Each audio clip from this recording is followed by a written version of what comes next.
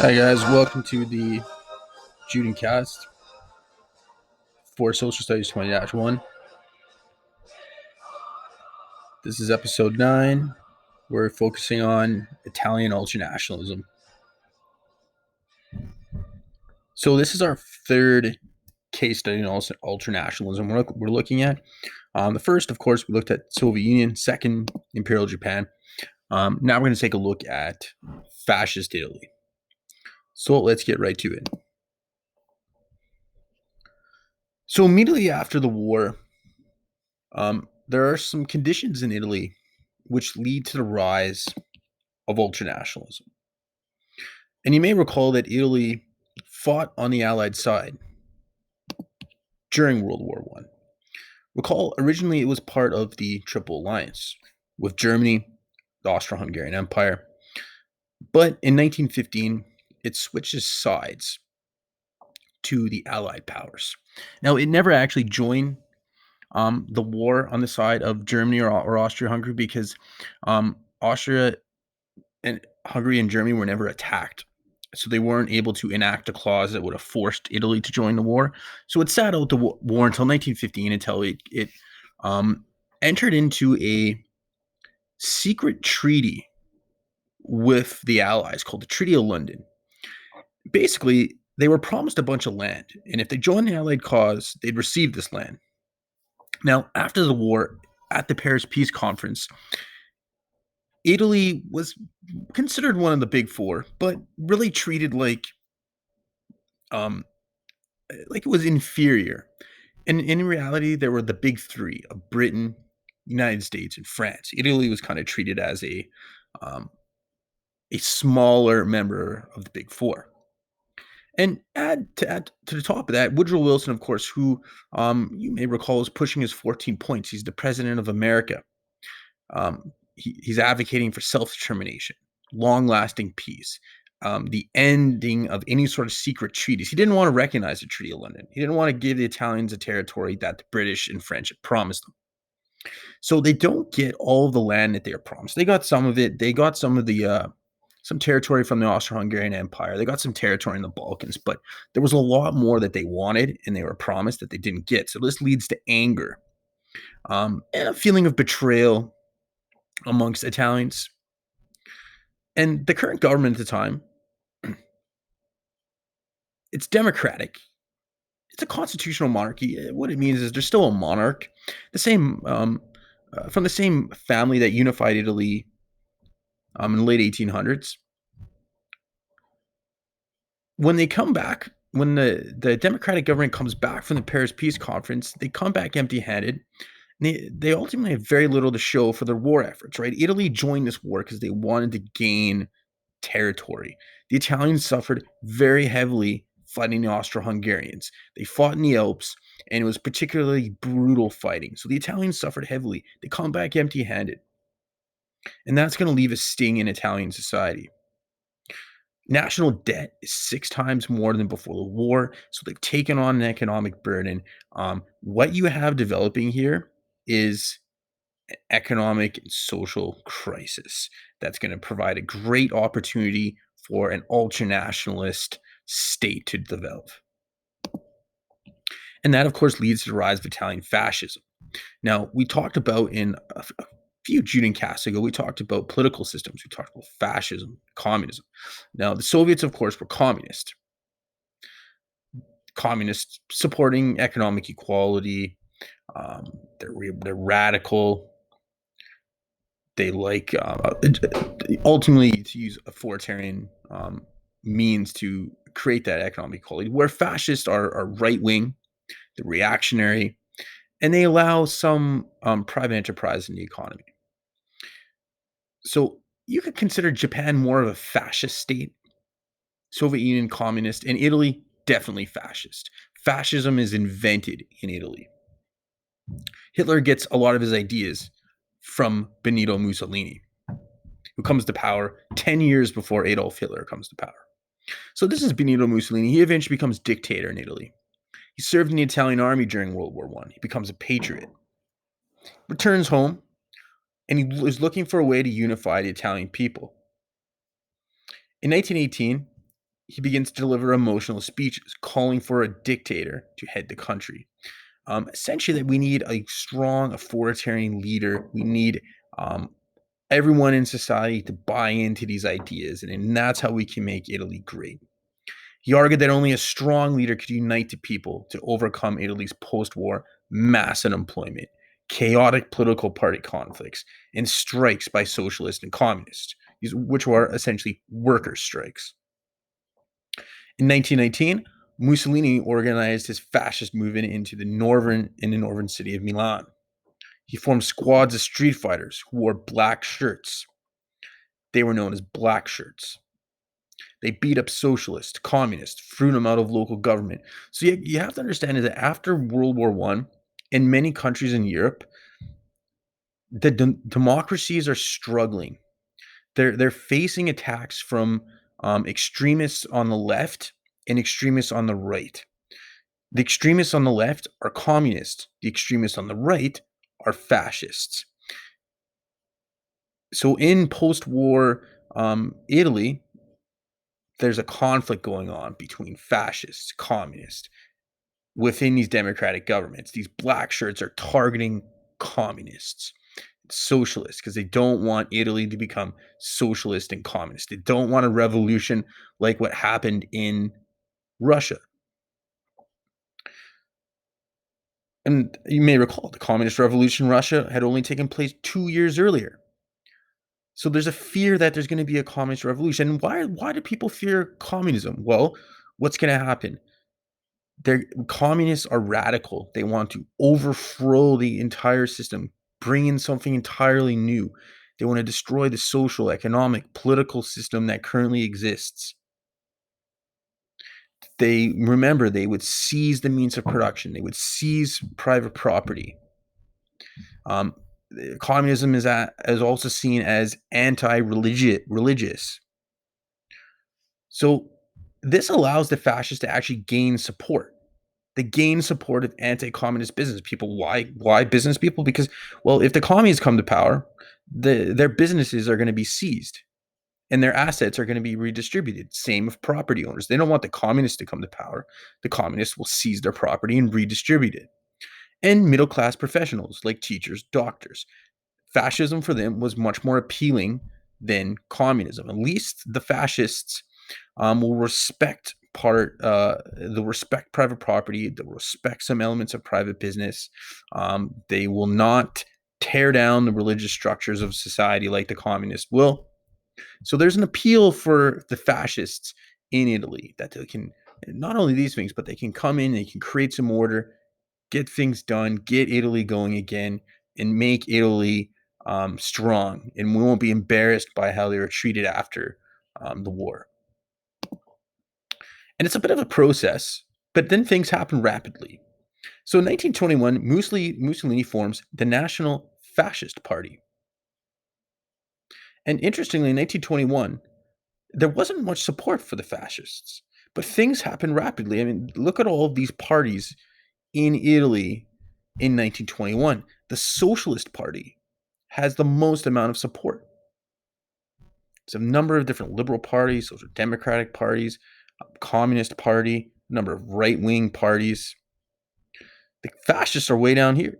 They only got 0.4% of the vote. But things happen rapidly. So how did the fascists actually get in power? So in a speech before thousands of supporters in October 1922, Mussolini declared, either the government will be given to us or we will seize it by marching on Rome, Rome being the capital city of Italy. A few days later, he unleashed his followers on a massive march to Italy's capital city. As tens of thousands converged on Rome, and remember, this is not a movement of millions of people yet, it's a movement of thousands. So as his tens of thousands of supporters converged on Rome, government leaders became so unnerved that they resigned. They feared for their lives. They feared for the fascist black shirts that were marching on Rome. The king, who's a constitutional monarch at this time, constitutional monarch, of course, just a review, means that it's much like Canada. There's a king. He doesn't have a whole lot of power. The power resides in the Constitution. Just like Queen Elizabeth II is currently our monarch, real power resides in the king and constitution, not her. It's nothing like an absolute monarchy like you saw in Russia or France. So he had a constitutional duty, though, did have some duties to appoint a new prime minister who would form the next government. With Mussolini's black shirts and other supporters swarming the streets of Rome, Mussolini demanded that the king appointed prime minister.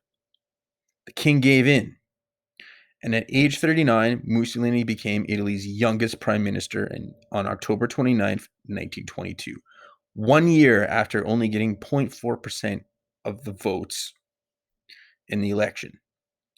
Now, there's some reasons why the king was fine with Mussolini and was willing to appoint him. No, number one, I mean, there's this fear, of course, of the marching black shirts, but there's a greater fear amongst the king and the upper classes and the middle classes of a rise of socialism and communism. They don't want that more than anything. And you can see the socialists are quite successful here. Another socialist party here, another socialist party here, the communists. So at least from their perspective, at least Mussolini's not communist. He will respect some of the structures that already exist in society. Because remember, fascists are reactionary. They actually value things from the past. So they share some things in common with monarchists. And then they eventually start to consolidate power. So Mussolini is appointed prime minister in 1922. At that point, he starts to pass laws to create the legal basis for Italy's official transformation into a single party state, a one party state. Remember how we talked about how totalitarian states and of course ultranationalist states tend to be one party states. That's the direction he's going to take it. That means all of our political parties will eventually be banned. So eventually, independent political parties, trade unions, they're abolished. Freedom of the press is curbed. This is a slow process.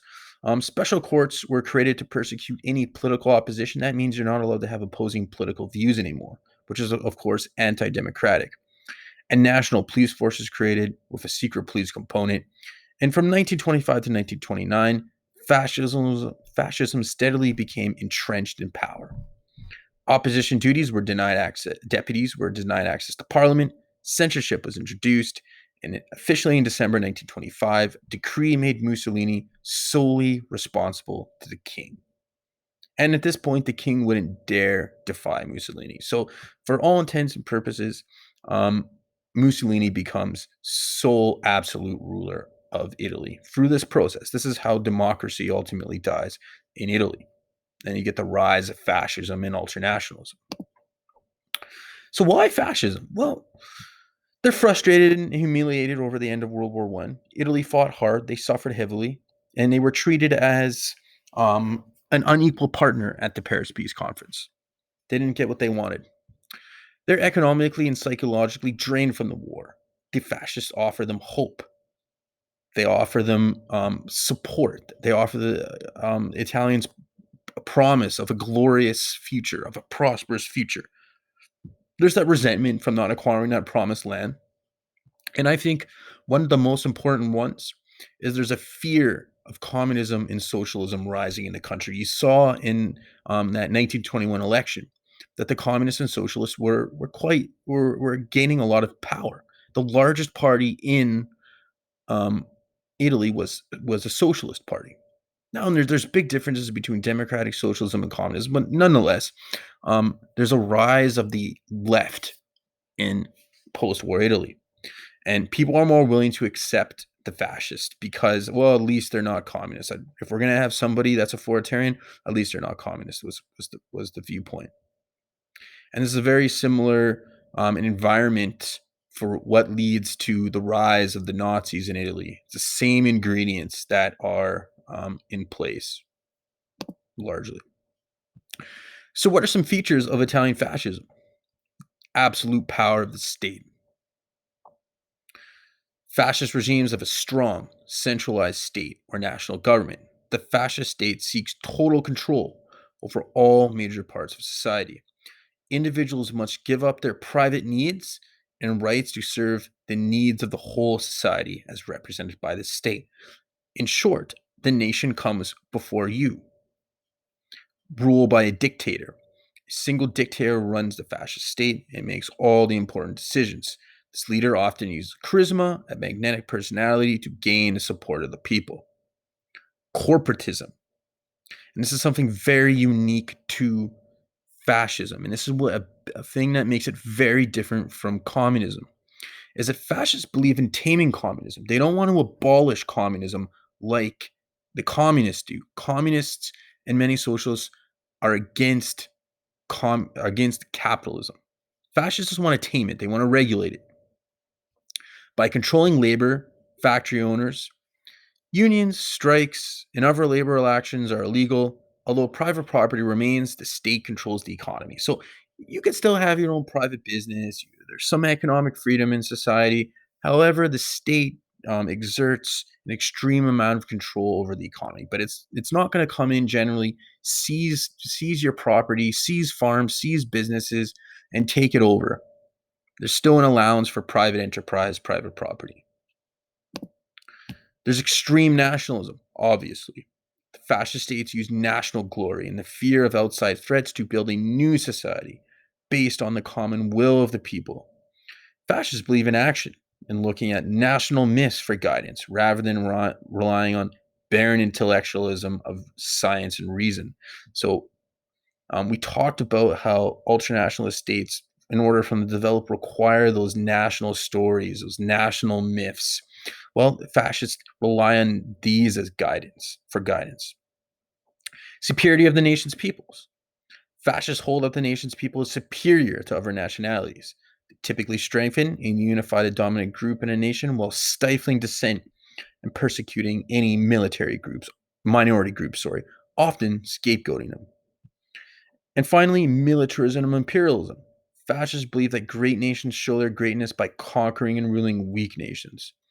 They believe the state can intervene only if it successfully a state can only survive if it successfully proves its military superiority in war. So it's essentially social Darwinism, applying Darwinist principles of survival of the fittest to human societies. That if a ethnic group, a race, a nation is to survive, it needs to compete and it needs to prove itself, potentially through war. And fascist Italy is led by Benito Mussolini, who I've talked a bit about. He served during the First World War. Interestingly, he was actually originally a socialist, and then he switched to the opposite end of the spectrum and became a fascist. He essentially has his own private army that turns into a militia, purged local governments and any opposition towards fascism. And this is one of his most famous quotes: "All in the state, nothing outside the state, nothing against the state." That quote perfectly summarizes A, totalitarianism, and B, ultranationalism. And you'll see when we talk about the war that he proves to be a very important ally to Hitler and Nazi Germany. So just go over a couple things before we wrap it up here really quickly of some things that Benito Mussolini and the Italian regime do in Italy. One notable event is the Lateran Accords. And this settles a long-running dispute over the Catholic Church's role in Italian politics. It's the first time in Italian history that the church and the government agreed on their respective roles. And you have to understand a little bit of history that the home of Roman Catholicism is in the Vatican City. That is where the Pope resides. And that's where the home of Roman Catholicism has been for essentially 2,000 years. Vatican City is a little section of the city of Rome. Now, this is a map of the era. It shows that how Italy was eventually unified. And we talked about the unification of Italy earlier. I remember it was the King of Sardinia in Piedmont that unified Italy with the help of revolutionaries in the south. Other areas joined by 1860. And the Pope used to control this territory here called the Papal States. He controlled this all throughout the Middle Ages for essentially 1,500 years, controlled this territory.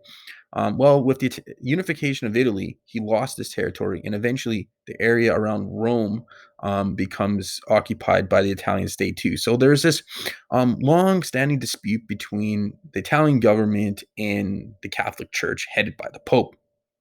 So the terms of the Lateran Accords were the Pope was granted temporal sovereignty over Vatican City, and even today, if you go to Rome and you go to Vatican City is its own independent country. It's not part of Italy. It's very small. It's essentially a neighborhood in Rome, much smaller than the Papal States used to be. But that all goes back to this agreement with Mussolini. So what's the ultimate result from this? The papacy, referring to the Pope, was guaranteed the free exercise of Roman Catholicism as the sole state religion throughout Italy. That Roman Catholicism would be recognized as the only religion, the state religion. Of course, that coupled with the fact that he was guaranteed sovereignty over Vatican City was important for the papacy. In return, the papacy accepted Italian sovereignty over the formal papal states, where up to this point, the Pope had still been essentially calling for these states to be returned to the Vatican. So the Mussolini, the Pope settle things, and this is an important step for the arrangement between the Italian state and Roman Catholicism. If you take a look at the map here, there's some other interesting things here that these areas in yellow, these are the territories that Italy got actually at the end of World War I. They received these from the Austro-Hungarian Empire when it dissolved. This wasn't enough, though. There was other territories in the Balkans, Turkey, that they wanted as well. What was education like in fascist Italy? Well, the first sentence pronounced by children at school was, "Let us salute the flag in the Roman fashion. Hail to Italy, hail to Mussolini." And saluting the flag in the Roman fashion is, as shown here, raising your hand. It's very similar to the Nazi salute. And its origins go back all the way to ancient Rome. Textbooks emphasized the glorious part of the ancient Romans. So the Italians really played up their Roman ancestry, the glory of the ancient Romans, who are basically the founders of Western civilization. The limitations imposed on the present inhabitants by geography in the West, that Italy needs to break out and expand its own empire, no longer be subjected to these limitations of geography and by other Western countries' influence, and the imperial destiny that awaited Italy's future development. And like I said, the Italians really played up the Roman Empire, and the Roman Empire in the West collapses in 476. So, and until 1860, when Italy becomes unified, Italy had not really been unified since the collapse of the Roman Empire in 476. And this Roman history, Roman culture really becomes a big part of the new Italian fascist state. They're trying to create a new Roman Empire and reclaim the glory of the Roman Empire and to play up the national stories and myths of Italian superiority, which of course is a key characteristic of ultranationalism. And the last topic here just kind of shows you some early aggressive ultranationalist expansion by Mussolini and the fascists. Now, we talked about the Berlin Conference. And recall, there was only two territories in Africa that weren't colonized. There was Ethiopia, also known as Abyssinia, and Liberia, which was under the protection of the United States, essentially. Ethiopia was one of the last independent states. Mussolini wants to recreate the Roman Empire, essentially. He wants to bring glory back to the Italians by creating a new Italian empire. Italians want colonies just like the British and French. Now, the Italians got some colonies at the Berlin Conference, of course, but not as much as they wanted. They wanted to be as powerful and have as vast of an empire as the British and French. So Mussolini in 1935, this is years before World War II, 4 years, orders the invasion of Ethiopia. Ethiopia was not prepared. I mean, it was a surprise attack. The capital falls May 5th, 1936. Ethiopia appealed to the League of Nations. Remember, we've talked about the establishment of the League of Nations after World War I. That was supposed to provide stability, peace, protect self-determination, limit wars. Ethiopia appealed to the League of Nations, begging for help, telling them that this is an illegal invasion. The League imposed sanctions on Italy, largely economic sanctions, but they proved to be ineffective. And this again proves the ineffectiveness of the League. I mean, you may recall from the last Judincast that the Japanese invaded Manchuria in the 1930s, and uh, the League of Nations was unable to do anything in that also. And what did the Japanese do? Well, they just left the League of Nations. So you're starting to see some failures of the League of Nations and of internationalism after World War I. So we will talk a little bit more about Italy when we actually talk about the war, but that should give you a bit of an idea on Italian fascism and Italian ultranationalism. And our next case study, we'll be talking about Germany, which we'll look at this in more depth, the most depth of any of the ultranationalist case studies we look at. So that's it for today, guys. Thanks for tuning in. Take care.